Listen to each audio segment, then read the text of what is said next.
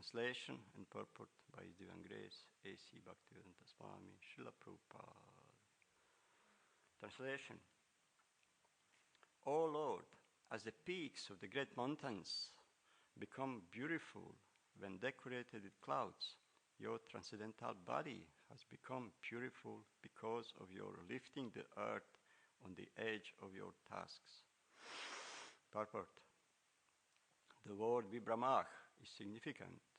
Vibramah means illusion as well as beauty. So beauty is illusory usually. When a cloud rests on the peak of the great mountain, it appears to be sustained by the mountain. And at the same time, it looks very beautiful. Similarly, the Lord has no need to sustain the earth on His tasks. But when He does so, the world becomes beautiful. Just as Lord becomes more beautiful because of His pure devotees on the earth. Although the Lord is transcendental personification of the Vedic hymns, He has become more beautiful because of His appearance to sustain the earth. O Lord, as the peaks of the great mountain become beautiful when decorated with clouds, your transcendental body has become beautiful because of your lifting the earth on the edge of your tasks. So short and sweet purports. There's no many points, luckily. I usually boggle my mind around, and it's not my thing to do.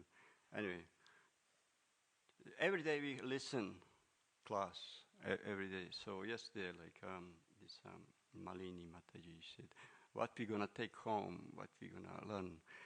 But every day you're learning something new, not just one point, so many. Like how much you can take it? I certainly cannot take anything. Or how much you can squeeze in your mind. For me, purpose of hearing Srimad Bhagavatam, coming for the classes, studying, is to come to the point of relishing.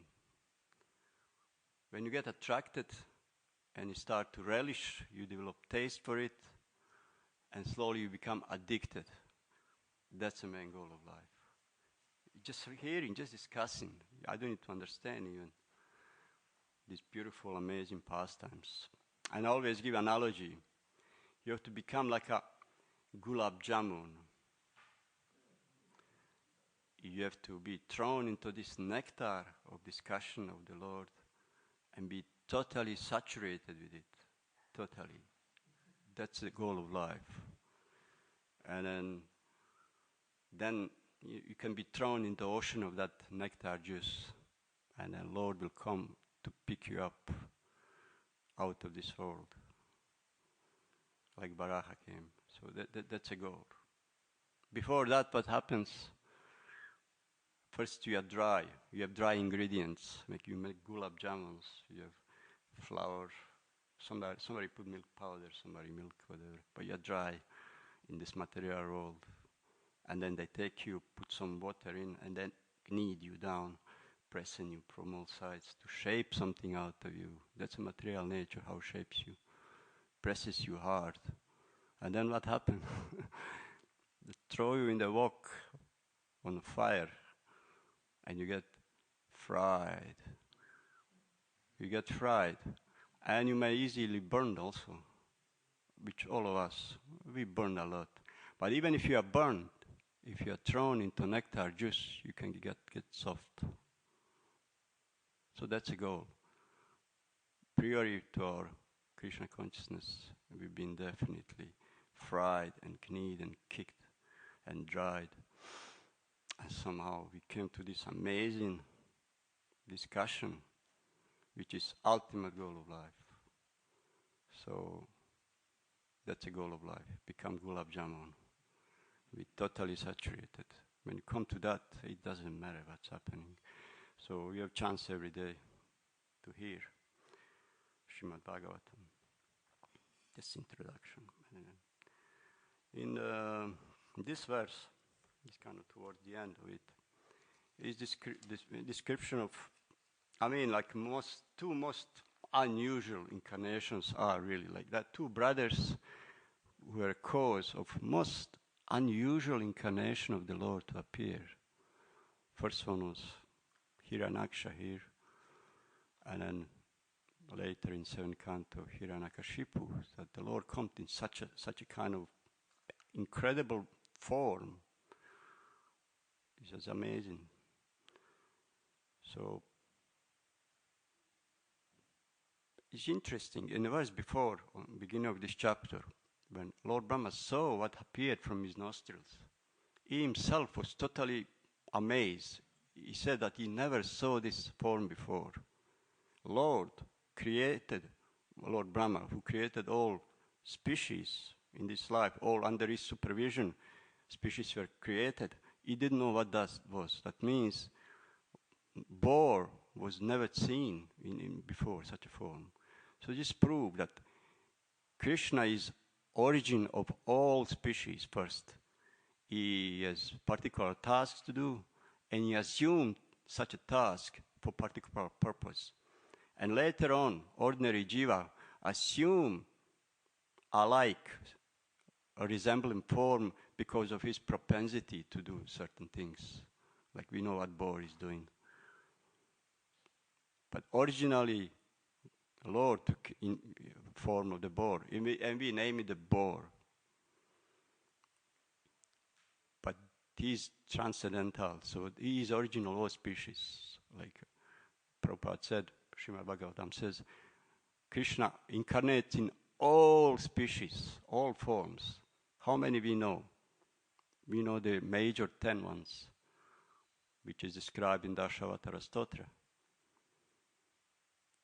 But there are other species. I remember there is one earlier lecture of Srila Prabhupada.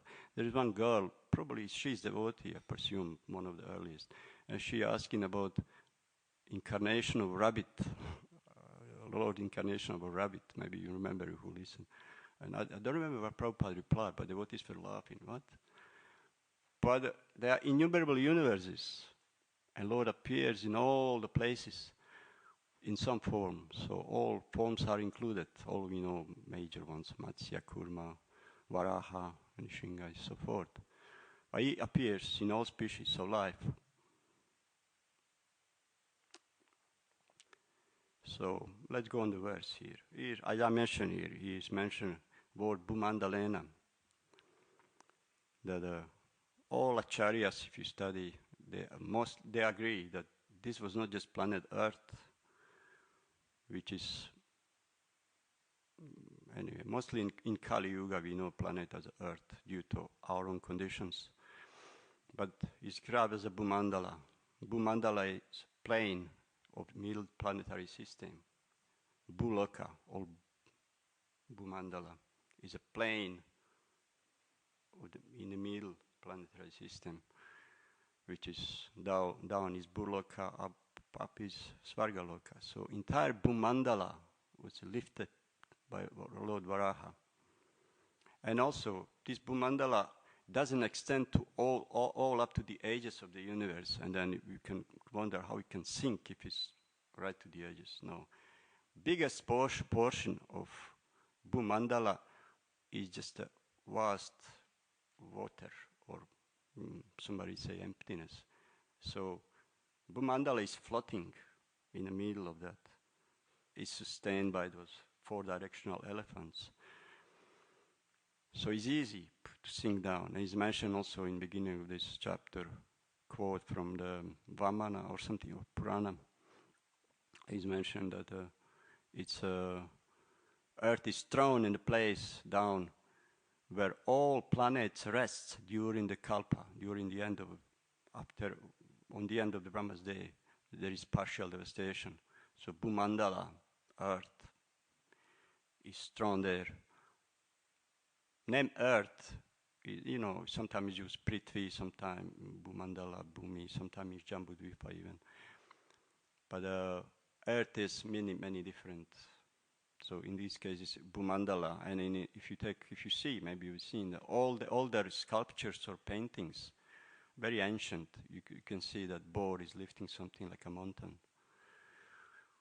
and then later ones we also see the globe. So this is not something to debate about, but acharyas agree that it was Bhumandala, and indeed, when a demigod speak this poetic verse that earth is sustained on your tasks like a mountain sustained on the peak of the mountains, you never see perfectly circular cloud. It's kind of that shape, and then Bhumandala is actually structured like a terraces, like that's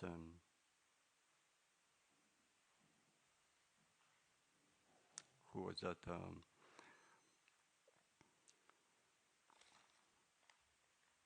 The Maharaj Priyavrata, yeah, Priyavrata. He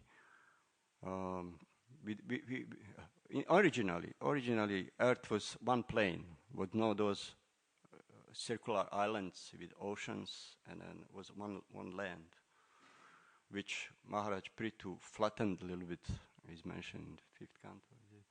Maharaj Prithu, he didn't like these mountains, but it was one land. And then later when Maharaj is a Priyavrata, I think it's Priyavrata, yeah. So he took a chariot and he makes circle. And every 6 months is mentioned, he took bigger wheel and a heavier chariot. So he created this terrace form down and created those oceans which divide in subsequent land. And they gave this Bhumandala ring-shaped land to his son to rule over. And then they further divided every of this island in 7 portions to give to their descendants. So Bhumandala is terrace-shaped. In this way, it resembles like kind of peak, like a mountains, like a cloud. So there's something else. We don't need to go into that.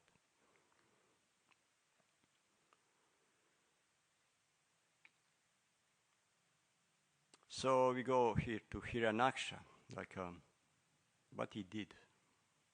We heard all the stories. Entire months we already, entire this last chapter speaking about Hiranaksha. What Hiranya means? What means Hiranya? It means gold, and Aksha means eyes. That means his eyes are always on the wealth, on the gold. So he exploits wealth wherever he sees. So he exploited Mother Earth's resources. Prabhupada mentioned in purports that he created imbalance in the earth, and she fell down in the ocean. So every imbalance we create, like nowadays, we mine in all kinds of resources, wealth from the earth, and then many people are concerned. There's this anti-fracking movement. Fracking is called. They extract the oil, drilling the Mother Earth. They call fracking something, yeah. So it's in balance, and it's doomed to crash. Like in our body, any imbalance we have in our body, what happens? We're gonna crash. Your digestion will go. You're not exercising properly, regularly. There's a balance. Bhagavad Gita mentioned perfect balance between exercise, between recreation, and so it must be balanced in our life to get so. But they're exploiting as much as possible, and now they're concerned. But nobody wants to. They try to find a way how to balance the earth, to clear the climate, and at the same time not giving up the same like mad stampede of sense gratification. Nobody wants to give up that and hoping that you'll fix the thing. It's not going to happen until you just kind of go down to simple life more.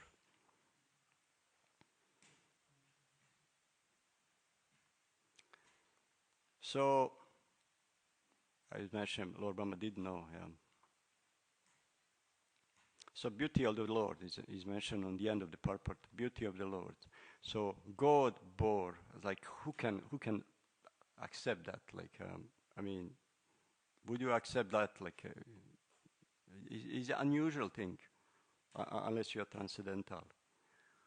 So most people object even human form. But to speak about these different animals, Varaha, Kurma, Hayagriva, but in one sense, Lord is also kind of risking himself to be ridiculed. Like, anyway, let me do it. It's like, because there are always those who will relish, who will accept. The same like when some heroic preacher goes to places, like in early days, they were just kind of looking for toughest place to go to preach Srila Prabhupada, and go to somewhere like, I don't know, countries with Islamic regime or something, totally surrender. It's like, let me try. Anyway, let me try. Prabhupada said also, when he came to the New York, this is impossible.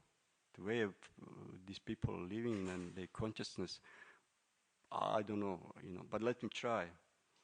He said, Lord, if you want, you can make it. So this kind of like Krishna also comes in different forms for a particular task.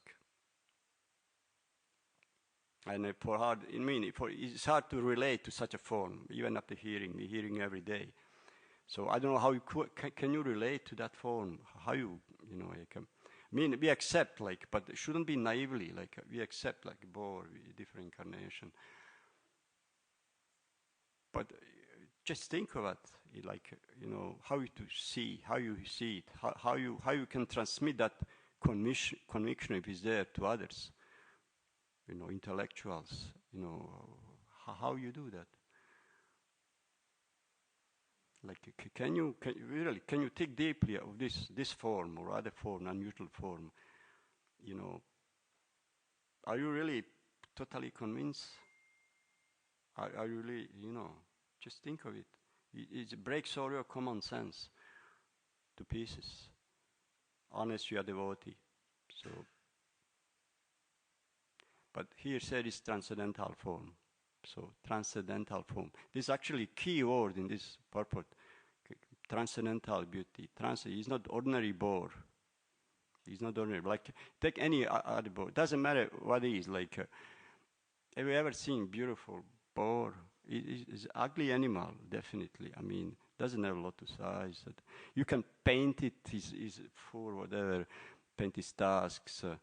It can be like those white boar, wild, and very ferociously scary and ugly also. And all domestic white pig, which is ugly also. You don't see, you can put paint, you can put earrings, gold, you can put crown on it. It's just ugly, you don't see. Only kids are attracted, some people have pets. Pet, like a pig pet. I don't know how that works. Kids usually they love small piglets as a pet they get. But it's not nice animal. It's not pleasant to have. And then of course ordinary people they don't care. Is it a pig or that? They just slaughter. They eat it. It doesn't matter. We speak about fish form. It's not that they like fishes that that just see as something which just kill it and eat it. So that's different. So what we get out of it, that's a thing. What we get out of it, what you get out of it, what you think of this unusual form of the Lord.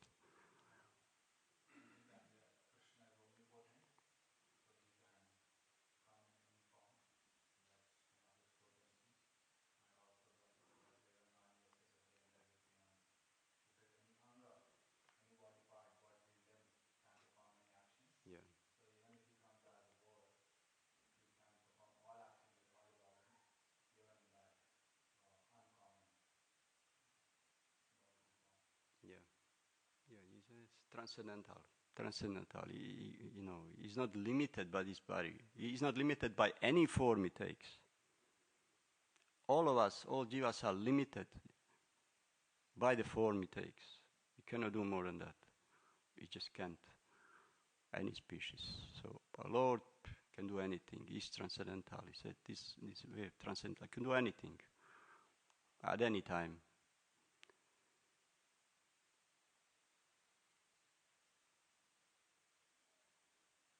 It's interesting that demigods, or devotees, as soon as they see this something unusual, immediately what they think is that Lord. It's they don't ask something else. Is that Supreme Personality of Godhead? Immediately they ask, who was that? Must be as soon as he came from the nostril of Brahma, first thing is, what is that? Is that incarnation of Supreme? as a devotee, immediately relate anything unusually to the Lord. And even if it's difficulty, he said, if you, what he said,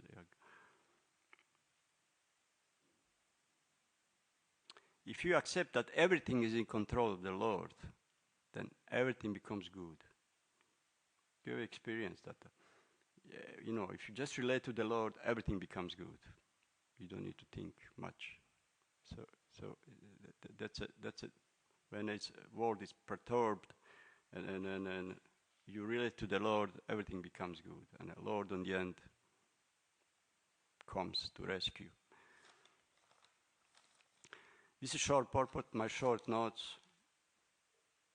I welcome you to say something about this verse. I didn't have much time to prepare also, but there's not much to prepare. That's all. Om Tat Sat. So anyway, there's 20 minutes before breakfast. Hopefully they have gulab jamuns. Hare Krishna.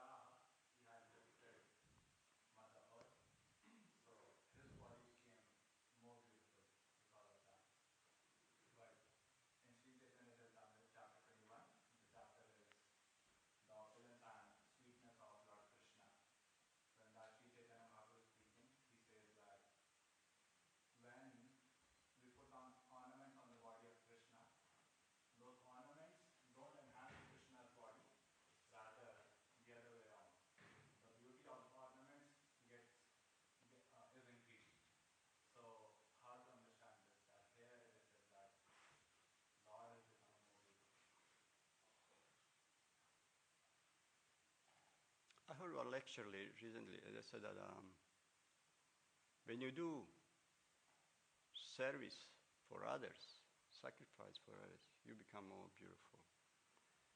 That's one aspect. So Lord came on the request of demigods to mitigate their lamentation, fear, due to atrocity of these two demons. You just put aside, can you imagine how difficult was time there?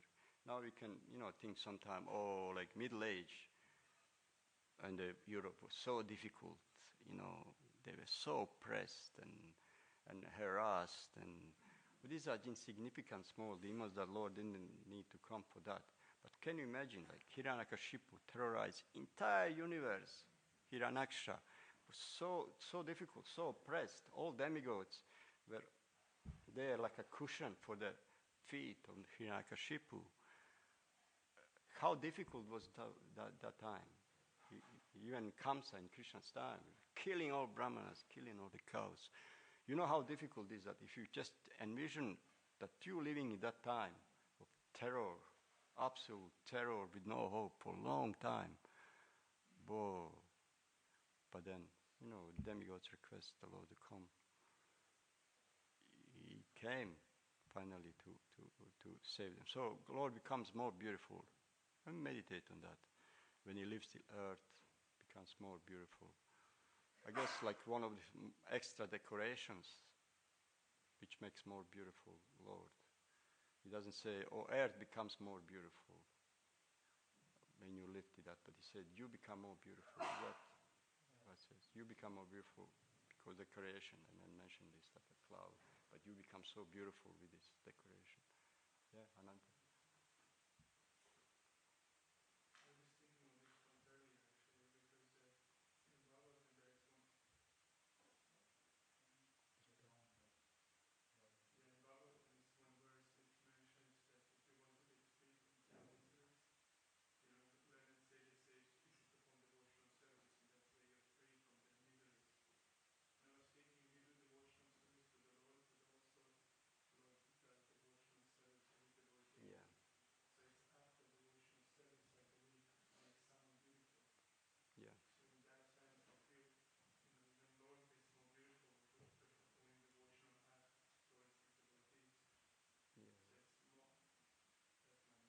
Yeah, I mean, throughout the scriptures, you can see that devotional service, selfless devotional service, makes the devotee more beautiful. Why is beautiful? There's no pride. If you don't serve others, what is that? You're retaining pride, you're retaining your false prestige. It's all these bad qualities which cannot make you beautiful. Like even physically, will deform you. But selfless service, humility. That's something which makes devotees glow. Yeah.